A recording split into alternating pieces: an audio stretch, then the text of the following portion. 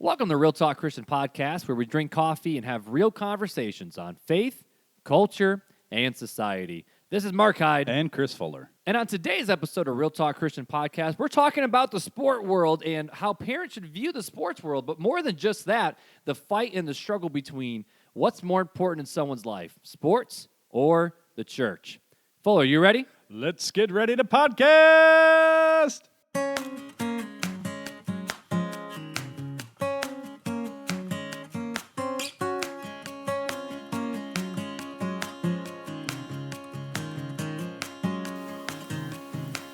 Thank you for joining us at Real Talk Christian, a place where real Christians talk about real issues impacting the community and the world as it pertains to Christians. Now here are your hosts, Mark Hyde and Chris Fuller.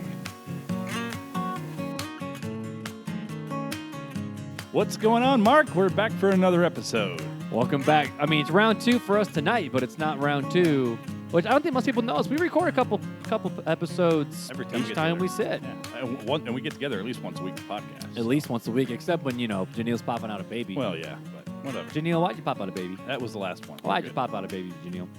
But either way, man, so we are back. We're drinking the same coffee as last episode. So if you didn't hear that one, go back and listen to it then. I don't want to re-say everything that I said. It's good coffee. It's good. It's fair trade. I'm drinking free. Coffee, and then I'm drinking apple juice out of my mug, bro. I am drinking apple juice. I really thought you were going to get a sippy cup. I mean, I was really hoping. I do have a lot of those. Dude, I got a Mickey Mouse one that's pretty dope. What? I got a Mickey Mouse sip. But no, I am drinking apple juice because I've had and a lot of coffee today it's already. Like almost 8:30 at night. And it's already past my bedtime. Got to go to sleep. It's past my bedtime. But either way, for today's episode of Real Talk Christian Podcast, we're talking about something that honestly is something most people might not realize this, but this is actually something that in the youth pastor world is complained about 24/7, and it's the you youth pastors. The love, is that the right word? Basically the for lack of better word, youth sports taking over the completely social fiber and fabric of America for the most part. Right. So before we jump in though, I got a fun question for you though, Chris. Let's hear it. Were you athletic back in the day? Oh, dude, I was like the most athletic. I was probably. What does that mean? I mean, like, so I used to. Did you play sports back in the day? Oh yeah, lots of them. I don't think I knew that. So I would play. Really didn't know. I would play softball in the summer, or not softball, baseball. Softball. Who baseball. I was thinking of church softball. Church now. softball. Yep. But baseball in the summer. Yep. Football in the fall. Mm-hmm. And soccer in the spring. Those were my three main sports. You forgot a season there. I forgot winter. That was my rest season.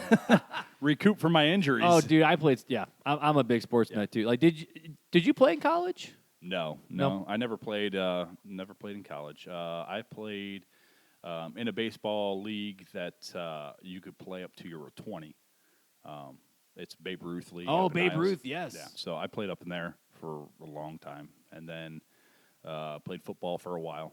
And then soccer, I played through high school, and then I stopped playing after that. Mm-hmm. So, yeah, I was physically fit. You were physically fit back in the day. I was. Let's see. I'm trying to think. I was about 110 pounds less than what I weigh now. Back then. Yeah, I mean, it's no shock. People who know me, I'm a sports nut. I really am now. But I'm a sports nut who I don't really watch sports. I really don't. You enjoy. I enjoy playing them. Doing them. Yeah. I'll watch soccer.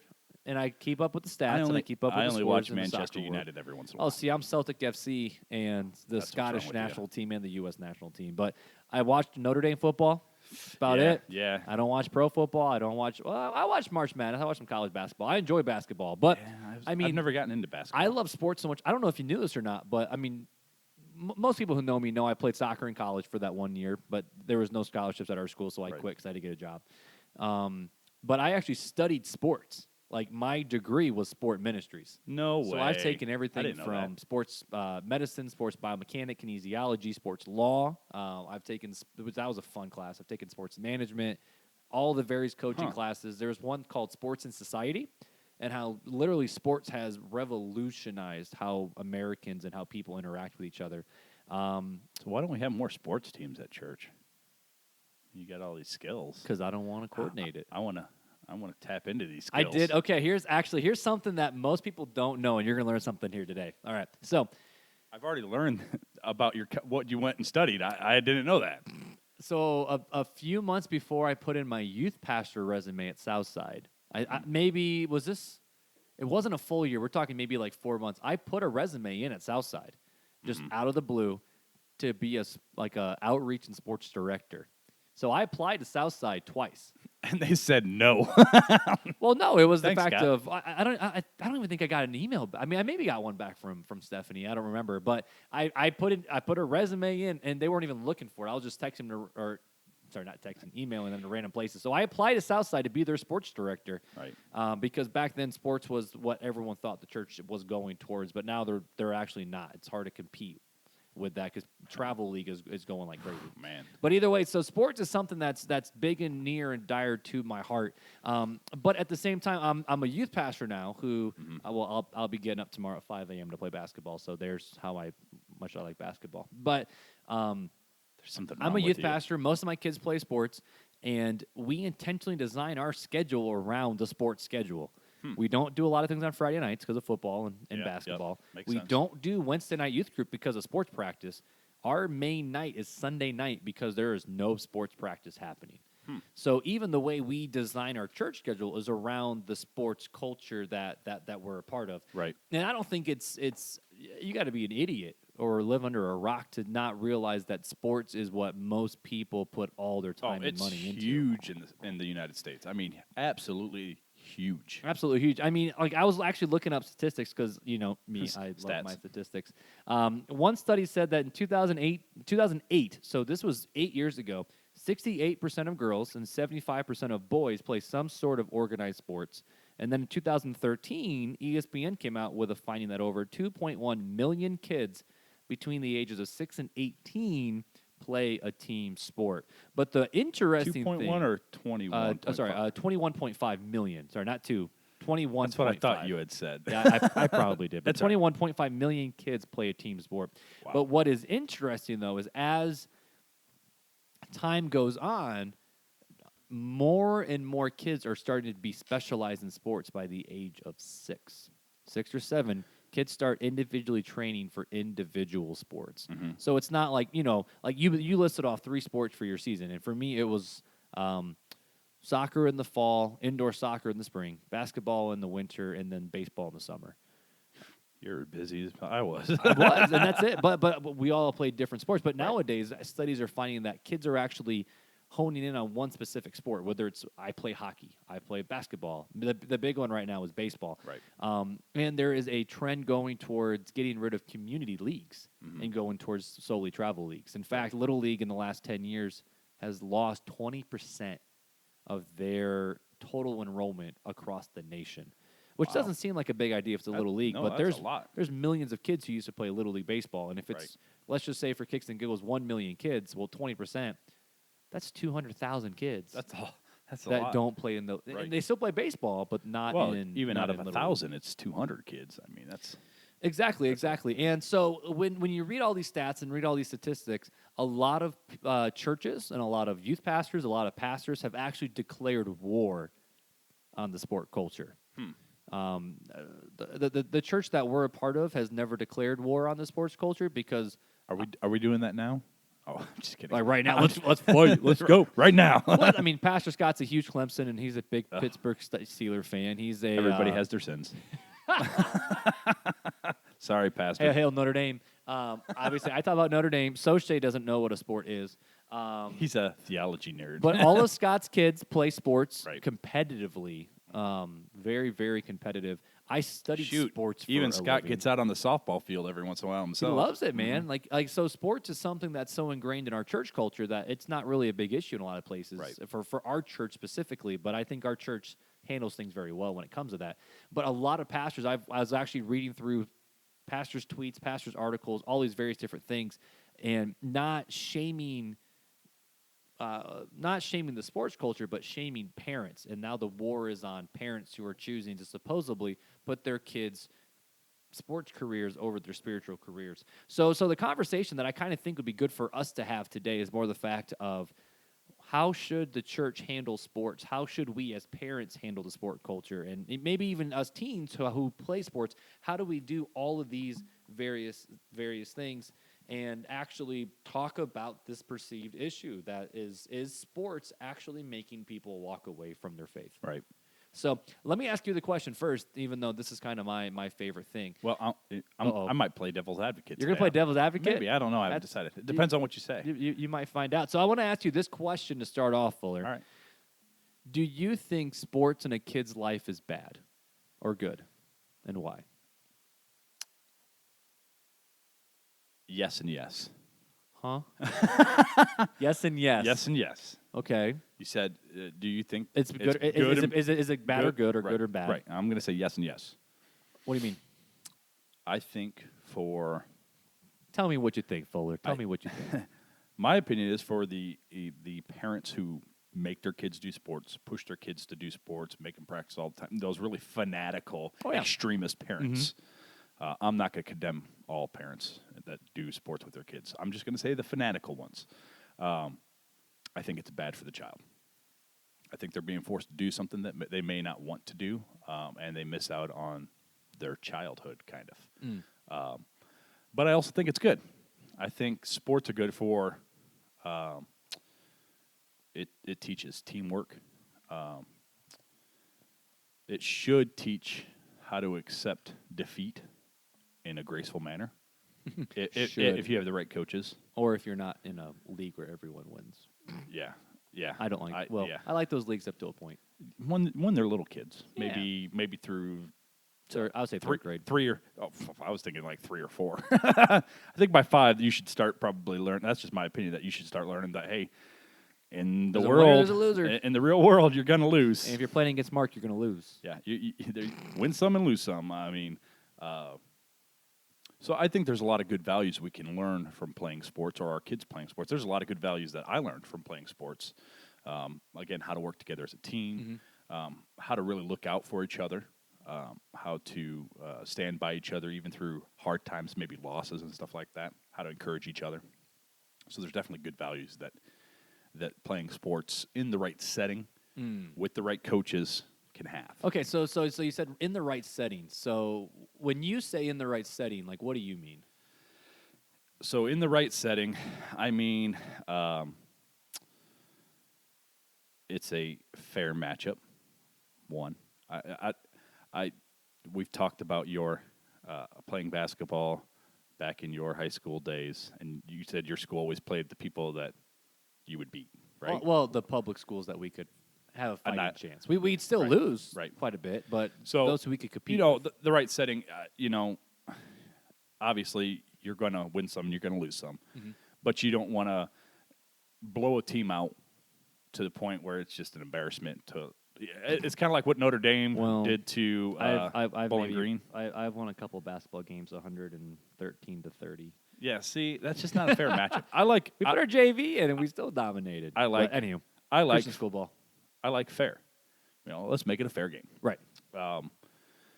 In whatever sport, but I think the setting also has to be. Parents have to be under control.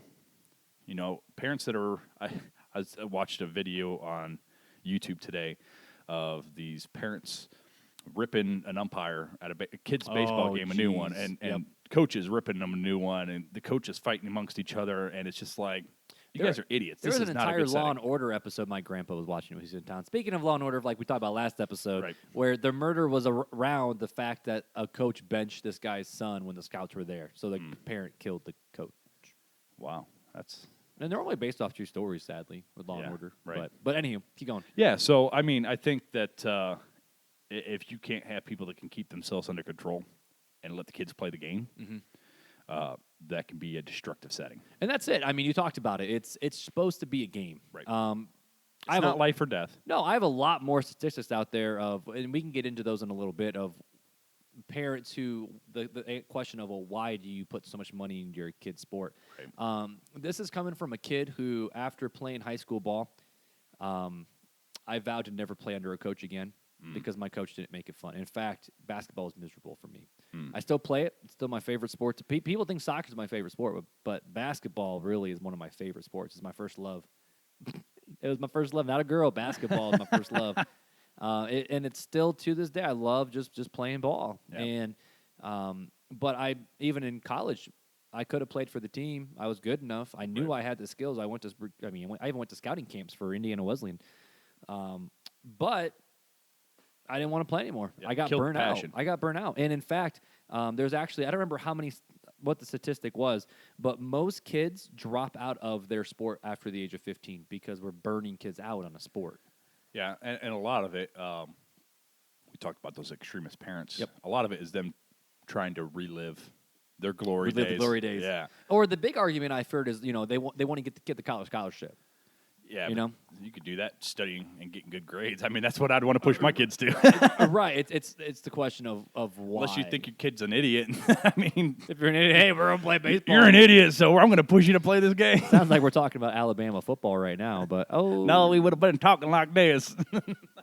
We all know they cheat. So, sorry, Alabama. But either way, I mean, so one of the arguments I've heard, because I talk with parents about this all the time, is they want their kid to be good at something. They chance for college scholarship. Yeah. There's all these different pluses and minuses in the sport world, and I want to talk a little bit about how a Christian should handle sports specifically that are played on church weekends and what that actually means.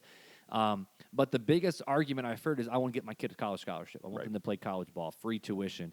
But did you know that only 2% of high school athletes play Division I? I did not 2%. know. That's crazy. And then 2% of Division I athletes go professional.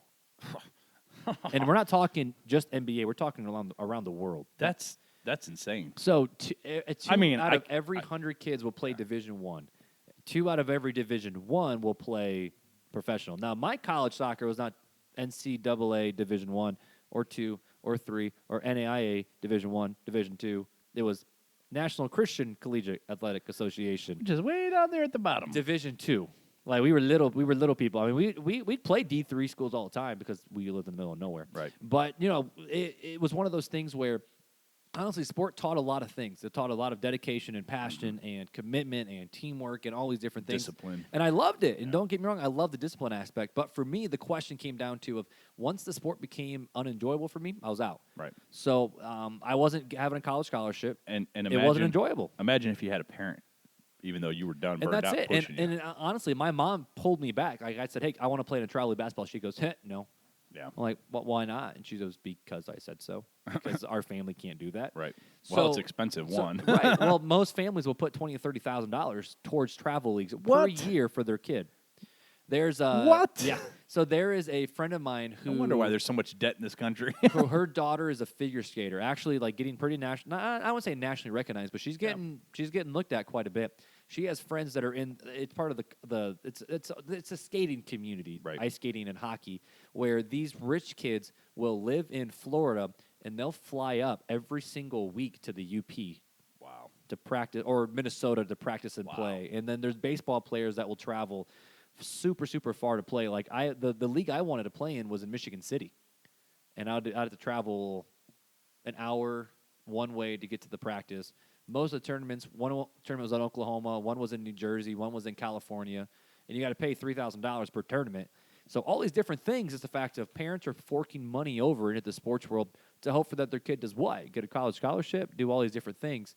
And this is something I don't know if people can tell I'm very passionate about. I'm holding back a little bit, where it's the fact of sports are supposed to be good.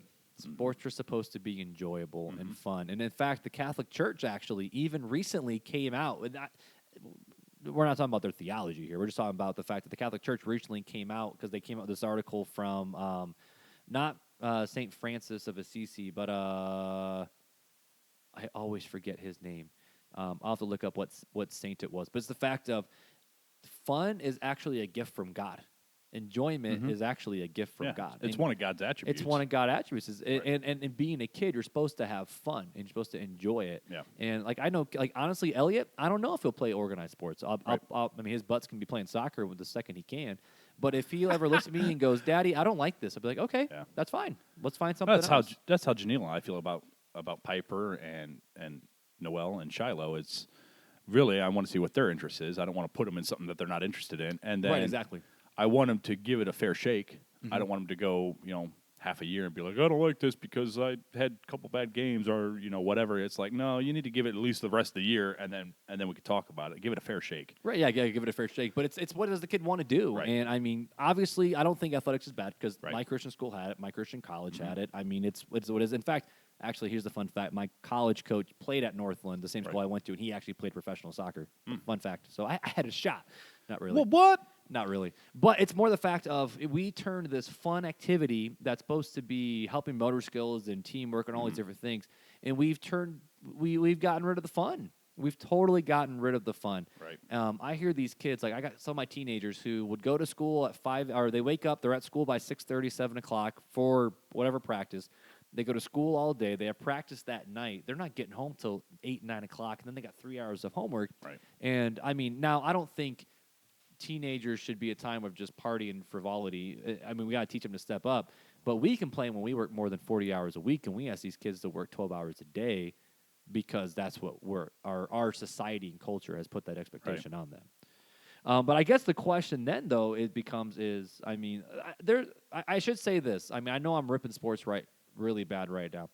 But there's a lot of positives to sports. Oh, yeah. There's a lot of positives to travel leagues. There's a lot of positive to various different things. But my thought process then goes to the next question of, okay, so when does sports become a problem, though? Sports is actually a good thing. I mean, I sure hope it's not a bad thing because that's what most of my degree was focused on.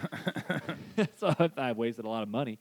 Well. But I guess here's the question then is when do sports become a problem?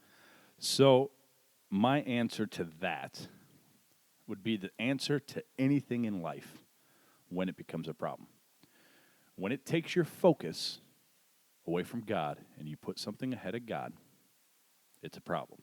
Which we call that idol worship. Exactly. Which was from the Ten Commandments back in Exodus. Exactly. Yep. So, it was the number one commandment. You should love the Lord your God with all your heart, or, That was number one. Yeah. Yeah, Love the right. Lord your God with all your heart, soul, mind, strength. And then... and then it was don't make any graven image. Was that any 2? graven image is Nope. number 2. Okay. I couldn't remember if that was 2 or if... Come on, Christian boy. Let's go. Let's go, Christian boy. Yeah. I need to... I'm sorry. That's okay. I failed my listeners here. I'm the 2 greatest commandment type dude, but That's me, You too. know. That's why it's like, oh, yeah, what are the 10 commandments? Because I don't know. I Just like love the God 2. and love others. But, I like the 2. But They're either easy way, to remember. So if you put sports ahead of So, God in some way, yeah, shape, or form. just like anything in life, if I put music, if I put podcasting, if I put my job, if I put my family ahead of God, it's an issue. Same with sports. If I'm putting sports, if I'm sitting on a Sunday sermon and Pastor Scott decides he wants to run long, or Pastor Soche on their sermon, and I'm like, dude, the Bears are playing here like 1 o'clock. It's 12:45. I got a 20-minute drive home. I'm going to sneak out the back. Then there's probably a problem with me in my heart. Nothing should be more important than the first 2 commandments, loving the Lord your God with all your heart, soul, mind, and strength, and loving your neighbor as yourself. So I would say that would be my answer. And on the flip side, it becomes an idol then to parents who want their kids to get involved with these sports. Right. Because, I mean, I was reading these articles last night about how parents will actually get second jobs. They'll pull out... they'll refinance or pull out second mortgage. Is that what it's Right, called? Pull yeah, out second yeah. mortgages. They'll work overtime shifts and all these various different things where I'm like, so basically you're cutting out. You're killing yourself so you cannot see your kids. So you cannot see your kids, not see your wife. So your kid can play travel baseball for 3 months and play in these massive expensive tournaments. And then all of a sudden it becomes more important than anything else. Is your kid's sports, hopefully, career and destiny. And again, it's all about where your heart is. You can even make attending church meetings an idol if your heart's not right. Okay, so what does that mean? If you're going to, so I'm just going to throw out some random stuff that we do at the church. I'll just throw it out there. But say if we had VBS going on, and so I'm doing VBS, and I'm doing worship, and I'm doing Sunday school, and I'm doing a sermon series, and I'm doing a Bible study, and I'm doing a small group, and I'm only doing these things so people look at me and see all the things I'm involved with at the church. That has become, that image of myself being the church attender and of all the events has become an idol to me. Whereas if my heart, and likewise, if I'm doing all these things, and my heart is because I want to serve, and my heart is because I want to get to know God and know His people better, then it's not a problem. So there's a very fine line, and that's why we have to check our heart. And I can't know, Mark, what your heart is. You can't know what my heart is because it's deceitfully wicked, and who can know it? Right. The only person who can know my heart is God and me. And even me, I don't get it right most of the time because God has to reveal stuff to me. Right. So that's why Well, that always Psalm 46 where David prayed, "Search my heart and see if there's any wicked way in me, and lead me in the way of." I call that the most dangerous prayer. I always get chills when somebody says that because it's like that is, if you truly mean that, get ready for your world to be rocked. Yep. We had a prayer series, and that was the last week. Was what's the most dangerous prayer you could pray? Yeah. And so some of my teens were like, "No, it's not." Yeah, it's dangerous because I see you. if you truly pray it, God will show you. Right, exactly. And so maybe that's the prayer we need to have in this conversation. Yeah. Because what I'm hearing you say is sports is not a bad thing. It does a lot of great positives. Mm-hmm. However, when we put sports ahead of God in terms of what is most important in our life, another thought in the same wavelength that I kind of thought through when you're talking was even the fact of when spiritual practice are pushed aside, like, oh, yeah, we'll be at Awana, we'll be at youth group until football season starts. Yeah. Or you know what, my kid's playing this, like we're just not going to be there Sunday nights, but again, it's okay. We're there at church at least twice a month. It kind of shows me, like me from the outside looking in, Mm-hmm. it almost shows me not only their heart towards sports, but also the heart of why are they really at Awana? Why are they really at these? Is it a supplement or is it the main thing? Now, I will say this, just because you go to youth group every single week, teenager or Awana kid or church Sunday, doesn't necessarily mean you're a strong believer. You could just be going because you're checking the box off, like we talked about American church. And the term I hate the most,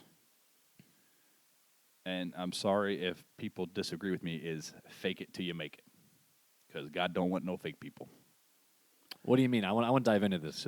So God talks about, I hear this Christians say it all the time. Well, I'm in a spiritual rut, so I just got to fake it till I make it, or pull up my bootstraps and march on. Those are the two main phrases I always hear out of people, and I would say no, because if you're being fake, then how can your brother love you in the way you need to be loved? How can your sister love you in the way you need to be loved? And are you being real with yourself and being honest with God? Because I've even, I'll give you an example, and I hope my dad doesn't get offended by me saying this, but my dad, Hey, Fuller's dad. My dad said one day he was praying, and he broke down in tears and was honest with himself. He's been Christian for all these years. We've talked about past and stuff, and like I said on that podcast, he's grown. He's a different man. So he's praying, and he came to the realization, God revealed to him that I do not love you like I should. He was being fake. He was faking it until he make it. He was checking off the box, saying, oh, I'm doing this. I'm going to this church meeting. I'm doing that. But his heart wasn't in it. And that's kind of what I mean. That doesn't mean you shouldn't. You probably should still go to church because no, definitely. D.L. Moody had that old quote. No, what I'm saying is, don't go into church if you're happy. Be happy. If you're sad and struggling, be sad and struggling. That's what the body is for, is to help each other. And so, we're not in this alone. So for me to say, Pastor Sochet, pull up your bootstraps and march on. Buck up, boy. That's not how you deal with that. That's not how God commands us to deal with that in His Word. Likewise, I don't think we should fake anything, because if we're faking, we're not being real with each other. Right. If we're not being real, then how do we laugh with each other, cry with each other, mourn with each other, like the Scripture says and calls us to do? Yeah, So I like that. That was a rabbit trail. That's a big rabbit trail. But that's bonus. That's a bonus rabbit trail. That's bonused into the podcast. So here's kind of my thought is when you look at youth sports and whatnot. Now, I will say this, like me, I was the kid who I pursued it. Mm-hmm. Like I'm the one who found Pop Warner. I'm the one who found my soccer programs. Right. I'm like, that was me. But if you look at my sister, brothers, like they didn't pursue it like I did, but mom also didn't push it hard on us. Mm-hmm. She put us in sports young, but actually I found out mom put me in sports originally because I had so much energy. She got tired of disciplining me, so she sent me there to get tired. That's really why I started playing sports, and I think it's valid. I really do think it's valid, and I happened to enjoy it. But a lot of times when parents are doing all these various different things, setting all these parameters of, we are going to put sports ahead of like if there's a game on Sunday, we're not gonna go to church. We're gonna go to your game. We're gonna go to your practice. We're gonna sneak out early for this. We're gonna sneak out early for that.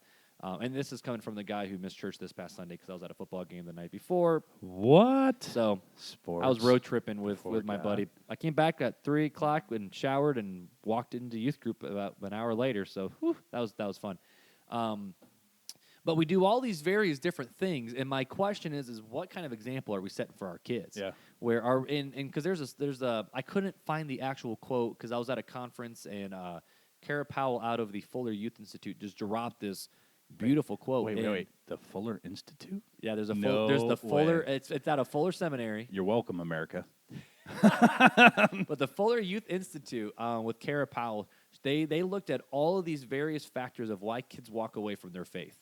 And the number one factor was not, did they have a solid youth group? Right. Did they have a solid youth pastor? What's up? Did they go to Bible study? Were they at church on Sunday? Did they serve? The various things that, honestly, those are the milestones I'm trying to hit for my teens. Yeah. They said that's not actually, it's a factor. It's a factor. And were you taught apologetics? Were you not? How were you taught? Yeah. But the number one factor in, will a kid continue with their faith after high school, is what did their parents model for them? Mm-hmm. So if these parents, if they just go to church and they tell their kids, hey, a good Christian, go to church on Sundays, go to, when they can, to other things, but that's about it. Right. Rather than, we are intentionally going to put our spiritual journey as a family first and foremost, everything else will follow. You're actually setting a standard and a representation for your child to actually, that's an acceptable practice. Because, they'll say, oh, well, my parents had me involved in sports all the time. We didn't go to church that often, so it's all good. That's what my parents did. Right. And it's kind of fascinating how they do that. And so the number one determining factor in a child or teen's life, if they walk away from faith, is how their parents viewed their own faith. And that's why at church, we want the kids in the worship service. That's why we want fathers to actually sing and worship. And we do this church family night, which we're doing tomorrow. Right. And we're incorporating the entire family because we want to show parents, hey, this is how you do it for your kids. And you read in Deuteronomy, when you're standing, when you're sitting, write it on your doorpost, put it wherever the heck you can, but talk about the goodness of God no matter where you go. Because the faith of the child starts at the faith of the parent. And if we put sports ahead of our faith, do you really think our kids are going to have a different prerogative than the one that we set? Right. I really, really don't think so. We've been really beaten up on sports. We have. We're not trying to beat up on sports. Sports are not a bad thing. It's the priority we put the sports in. Right. But there are a lot of positives for even travel sports, too. Right. Like, I'll link this article in the show notes. Heck, even exposure. You get exposure to other people, other players, other cultures, depending on how far you're traveling. That's just it. Like I wrote down a couple things, actually from a book that I had to study back in college. If you want books on sports and ministry and culture, I have lots of them. The three of the top reasons that they had of why positive things for travel league, sports, whatever, is one is sports is just fun. It causes a lot of joy in kids. Another one, sports is a universal language and allows walls to break down with people. They actually, this is kind of fast. There's an old, there's a lot of various different stories that I could go off of. But one was based off a true event. Madam Secretary, I don't know if you remember this episode. There was a actual civil war happening. I don't remember if it was in Sudan or somewhere in the Middle East. There was a civil war happening, and how they broke the ice was they played a soccer game together, and half of the team took off their jersey and switched with the other team. So these two warring Civil War countries played soccer together, and it became a beautiful sight. So soccer is actually soccer is across the world, but sports is a universal language that breaks down barriers and creates friendships, and that can help you have conversations. But other than the last one is, you get out of your pew seats and get into the streets and start rubbing shoulders with people, having conversations. There's a story of he's an associate pastor. His wife, he played professional sports. He's a chaplain. His dad played professional. His kids played professional, and they traveled a lot. And because of what they did, they actually were able to, quote unquote, start a travel league church. Oh, that's cool. And so they actually were actually rubbing shoulders with people. People were following Jesus. They were like church carnies. Exactly. So they're like, hey, if we're here, let's just worship together. Like, let's Right. do some music. Let's have a little devotional challenge. Like, Awesome. let's do this together. And people were asking, like, why are you doing this? Right. And how we put our faith on display when the bad problems come, when referees make a blown call. I'm a soccer ref. I make blow calls. And so how do we relate to ourselves properly as a Christian, which is what the other team's coach did not do? How do we as Christians put our testimonies on display when these stresses of life come out? And I think that it's a beautiful positive. And honestly, if Elliot wants to be involved in travel baseball, I'm not going to say no right away. If he wants to be involved in, if I can afford it, and I can get him to practice, it's not on a church event especially day when Daddy's a pastor, that changes the game. Yeah, I mean, there's no possible way. But even with that, when I had football games in Michigan City, if I had to miss the Sunday service, Mom made me walk into Sunday school with my football pads on. And she said, we will not be here for church, but you will be at Sunday school, and we'll be back in time for church Back tonight. when I was playing football, my parents wouldn't even let me play the game. I wouldn't even be allowed at the game, and I would go up and have to tell my coach, like, I won't be there. And they're like, why? Because I have church. Right. And so I missed baseball games because of that. Yep, me too. Our coach actually said, hey, we have a match rescheduled for this, and my mom was like, nope, keep the Sabbath and keep it holy. Right. And so in more than just that, it puts the priorities in check. Right. Before we end, though, I know I've hogged the mic a lot on this conversation. That's all right. I like it. You don't normally do it. So no, I'm excited, dude. This is stuff I'm very passionate about. So this actually the wife of the person I just mentioned, Mary, her name is Mary Causian. She said, she asked the question of how do we handle Sundays in sports? And this article is featured on, you guessed it, desiringgod.org. John Piper. Hey. And she said, here's 5 things that they did. And remember, her father-in-law is professional. Her dad actually is currently the chaplain of, like, Canadian national teams and football teams and whatever. And her son played national hockey. Her other kids played at, like, high-end collegiate levels. Right. I don't think professional, maybe amateur. And she said, here's 5 ways of how they handled Sundays. She said, number 1 is considered rec leagues with fewer demands, which honestly keeps the integrity of the game, and it's supposed to just be a joyful experience. Right. Number 2, she said, weigh the specific costs of each team. And she said, yes, the physical costs, because that will actually change how your whole family dynamic works. Because she says, if it costs a lot of money, you're saying no to vacations with your family to travel with your kids. Right. But she also said the spiritual costs of joining. How many Sundays are you going to have to miss? Are you going to have to miss Wednesdays? Are we going to have to do this? Like, how is this going to work? Connect groups, stuff like that. Yep. She said actually embrace the consequences of missing games or practice. She didn't say this, but I kind of want to allude to is the fact of if the most persecution that a Christian can get for standing up for their faith is, sorry, you missed a game once in a while, I'm all right with that. Yep. I'm all right. Number 4, she said, find creative ways to prioritize church attendance. She said, you know what? Some churches have Saturday night services. Some have Sunday night services. Right. She said, or honestly, when you're out of town, go visit other churches and but still show your kid, yes, we're going to travel, but church is still very important Yeah, it's still us. good exposure. Now, I mean, these are all rooms for conversations, but the last one is what I think you and I hinted on. This is why my mind went there, is she said, draw your kids into the conversation and let them see the struggle and tension. Right. So your dad brought you in and said, we're not going to do this because of this. Right. My mom said, we will do this. However, here's the struggle and the tension that we have. So here's the best scenario. Yep. And honestly, I appreciate Mom for that. I saw her struggle. And I will say this, again, I mean, shout out to the single moms out there, but my mom was a single mom, and I played travel football. But I had a lot of coaches who stepped up and became those, I don't want to say dad figures, but authority figures that I followed. And they weren't Christians, but they were good dudes.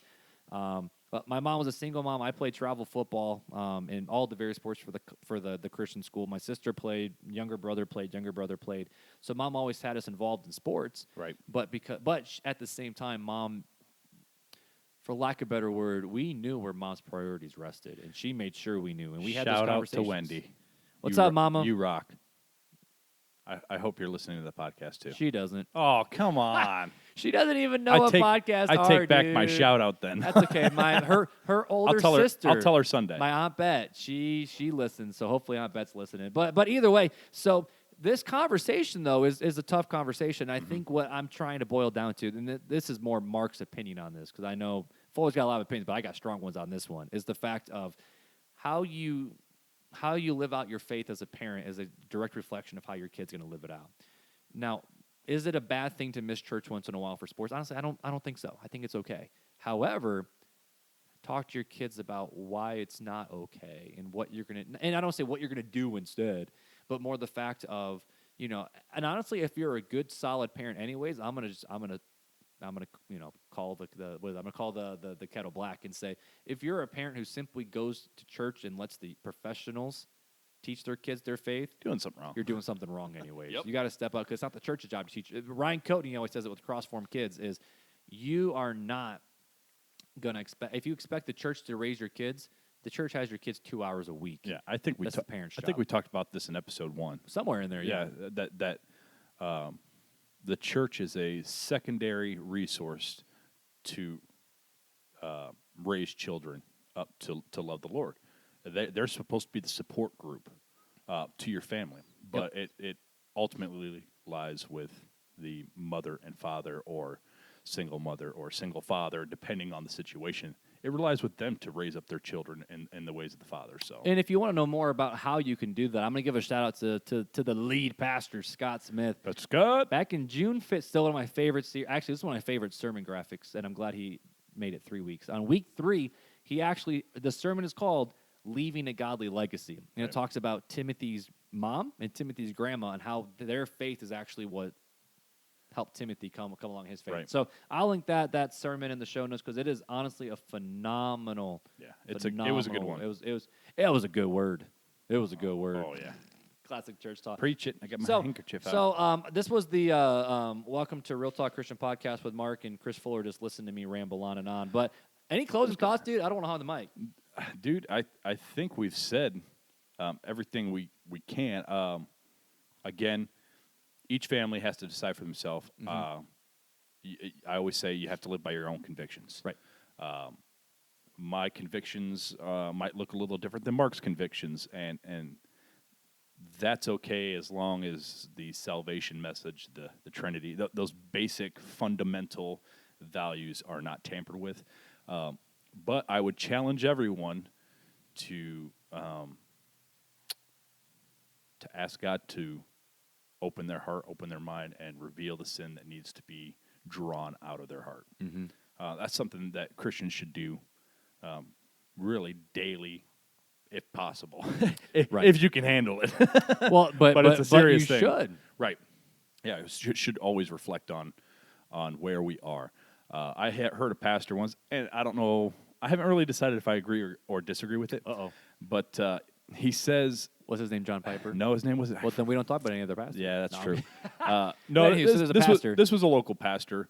I'm not going to name his name just because It's not Scott Smith. I haven't asked him if I It's could. not Scott Smith. And It's not not Scott Mark Smith, Hyde. so. It's not Brandon Soche. Right. It's no... Maybe it's, Soche. It's no pastors at Southside. Let's just put it that way. So there's a Anyways, pastor. He's preaching. preaching. He was preaching, and he goes, our Christian walk is like walking backwards up an escalator. So you know how, like, walking the escalator going down, you're walking up it. Right, okay. And so if you're continuing not to examine yourself and move forward, there is no standing still. If you stop, you go back. Because if you stop pursuing God and stop pursuing His holiness and learning to be holy as He is holy, like 1 Peter says. There's been a theme lately. Yeah. There's been a theme lately. I told you, man, it's been hitting me hard. But if we don't pursue these things, more than likely we're going to tend to start slipping into sin if our eyes don't stay focused on Christ. And usually when that happens, we take a step near the line, and then that line moves out a little further, and then we take another step, and and before we know it, we're down a path that it's going to be hard to return from. Yeah. So, I don't know if I agree or disagree with that illustration yet, but I thought it was worth mentioning. I'll let you decide. It's definitely worth mentioning. So that's my final thought. I like it. Well, hey, we had your final thought. Yeah. Now it's What's your final fun? Not your final. That makes it sound like you're dying. No. What's the fun fact for tonight, bro? Because we always gotta end it with facts. All right. that. With Fuller. So, that was good. You like that? That was like a Jagger-worthy one. Ooh. I will make sure I do pitch correction in the microphone. So, all right. auto-tune, baby. So this one is obviously, I try to stick with the theme of the podcast. So this one's about sports. So let's just talk about the Bears and the Bears and the Packers? No, the Steelers and the Eagles. That's old-time rivalry, man. So like Dallas Cowboys and the Redskins. Yeah, so Steelers and Eagles, you all right? You know it's a big-time rival, right? Of course. So because they both lost so many players to World War II military service, the Pittsburgh Steelers and the Philadelphia Eagles combined their teams to become the Steagles during the 1943 season. That's really cool. That is cool, isn't it? That's really cool. So they didn't have enough players to each have a team, so they combined their team and renamed it the Steagles. And that's what sports does, man. It brings people together. Right. It brings communities together. It brings people together. Heck, it can bring marriages together. I don't know. I love sports, but check your heart. Right. Check your heart. Anything else, Fuller? You good? Let's play ball. I'm good. See you guys next time. Thank you for listening to Real Talk Christian. To help get our podcast into the ears of other people who need to hear these conversations, we would love for you to leave us a review on Apple Podcasts or Google Podcasts. To keep the conversations going, feel free to follow us on Instagram and Facebook and share our content with others. See you next time.